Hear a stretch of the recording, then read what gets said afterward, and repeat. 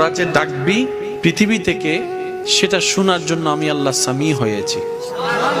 তোদের অবস্থা দেখার জন্য আমি আল্লাহ বসির হয়েছি।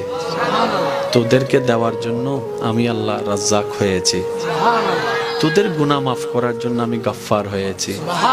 তোদেরকে সীমাহীন দয়া করার জন্য দুনিয়াতে আমি রহমান হয়েছি। হাসরের ময়দানেও যদি তোরা আটকাই যাস, সেখানেও বাঁচানোর জন্য আমি আল্লাহ রহিম হয়েছি।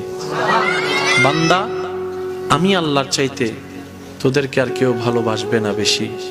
আমার নবী রহমাতুল্লিল আলামিনের চাইতে তোদেরকে কেউ ভালোবাসবে না বেশি। তো সফল কারা হয়? যারা আসল জায়গায় ভালোবাসার দিলের সম্পর্ককে জুড়ে রেখে দুনিয়াতে যেভাবে চলার সেভাবে চলে, কবরে যাওয়ার জন্য প্রস্তুতি নেই, আল্লাহর দিদারের স্বপ্ন দেখে, তারাই সফলতা অর্জন করতে পারে। বলেন সুবহান।